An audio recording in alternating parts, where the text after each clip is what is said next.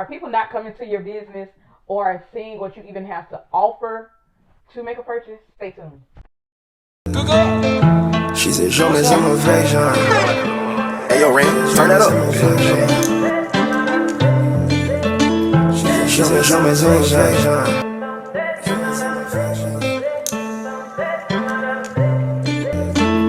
Show me some affection.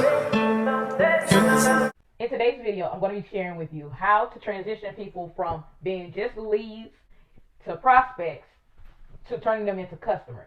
Before we jump into today's content, go ahead and hit the subscribe button and ding the bell to be notified. The first tip I have for today is going to be creating content to connect with your audience.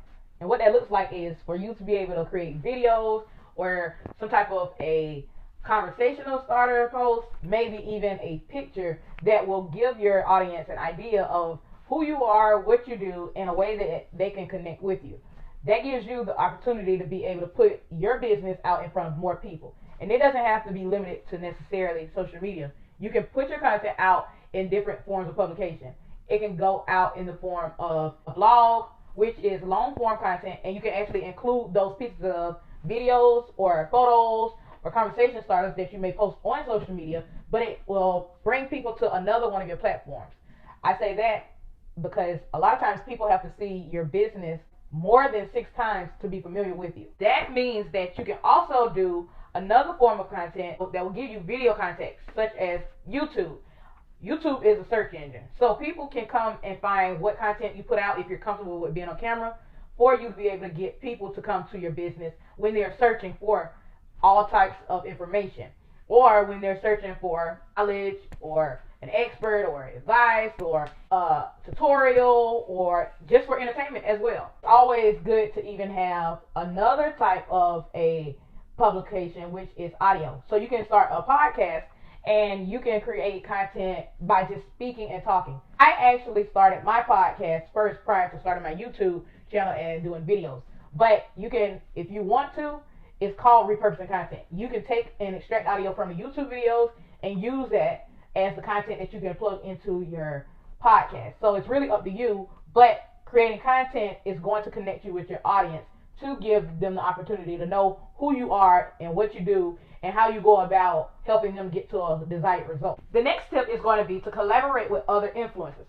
So let's say you have a certain target audience. They call it a niche, but truth be told, it's your dream customer, or let's say your client avatar, which if you have these people in mind that you desire to work with, these people are amongst more than likely another group of people. That's where those influencers come in it.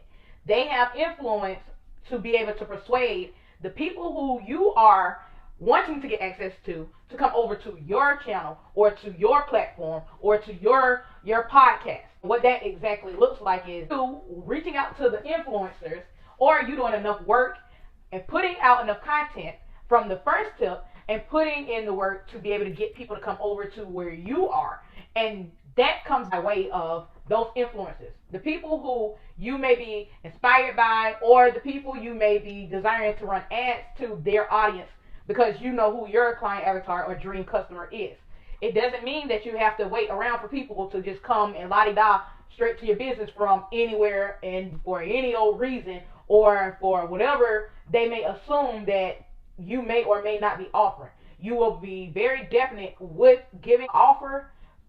providing an offer to another influencer's audience, because you created your own influence from putting out enough content.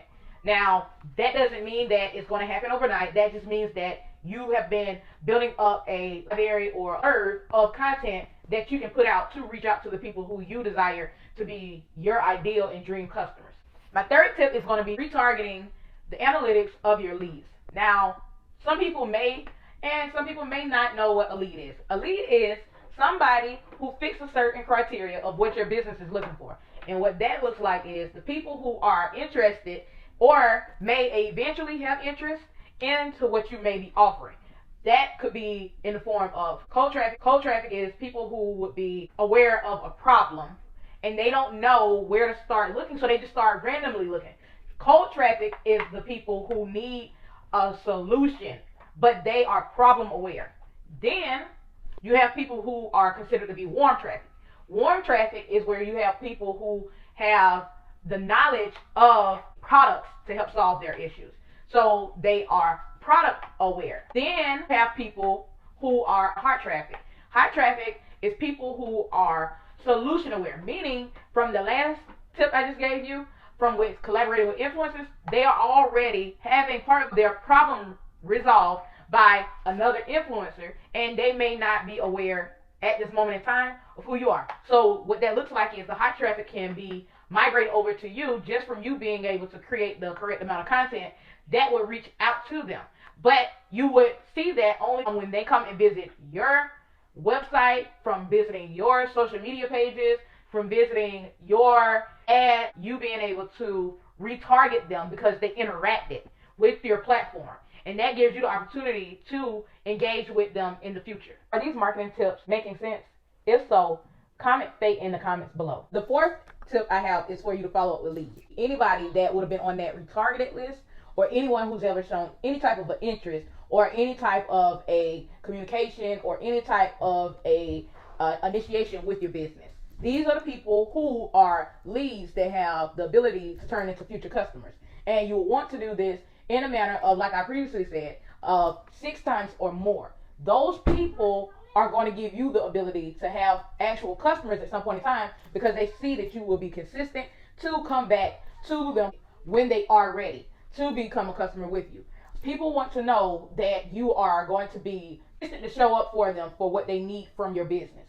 And a lot of times people tend to do a follow-up 2 to 3 times, and then they'll go get new leads. And one thing I have learned is it's easier to nurture pre-existing customers than to go get new leads. New leads have to go through the whole process of your sales funnel, meaning they have to be indoctrinated. They have to learn about who you are, what it is your company does, and how you and your company can benefit them, or what solve their problem that they already have. It's kind of like when you see people who have to go through the process of cold calling, you do not want people to have the ability to reject you. But a no does not always mean no. It just means at times, not right now. And then you have to be able to be persistent to follow up to get these people back. So when I say that you will want to be persistent, that means in a follow-up system, it'll look like you can set up automation for a follow-up in email system, or in the form of a follow-up messenger bot, or in the form of a marketing ad that you're retargeting them with. You want to be able to follow up with people in a consistent manner, especially without you having to manually do it. I recommend that following up with leads is the easiest ways to convert people, because they already have an awareness of your brand and they are not newly being introduced to your brand. Tip number 5, and the last tip, is going to be to ask for referrals. A referral is when someone that is aware of what you do and has probably had any type of engagement with your business, or may not, but may be aware of what you do, can refer you, or to suggest you, or recommend your business to someone who is in need of what you have to offer. So when you have a person who has the opportunity to share by word of mouth who your business, what your business is, and who you are, that bridges the gap for you to be introduced, similar to the way of collaborating with influencers. That's just a direct way of collaborating with influencers, as in tip number 2. But the asking for referrals is the indirect way, meaning it may not be right then. In the future, they'll be paying it forward, helping you to be able to get your reach out to the people who are needing to come to the conclusion of they need what you have to offer. And you're going to be the solution. Your business is going to be the solution for what their problem is. And that gives you the opportunity and the ability to now convert more people, because it wasn't just off of, again, people who were once unaware coming in as cold traffic. You now have people who are considered at that time warm traffic, because they have been warmed up to who you are and warmed up to your brand. Now all you have to do is to be consistent with your content, and that gives you the opportunity to be able to convert people at a higher rate. If you enjoyed this, make sure to like this video. To keep up with our new releases, click the red subscribe button. Press the bell for all upcoming releases. Share this with anyone you believe would benefit from it.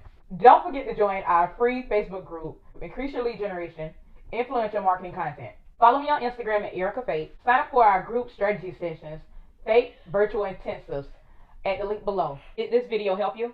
Are you going to use this marketing advice? Let me know in the comments below. I look forward to chatting with you there after the video.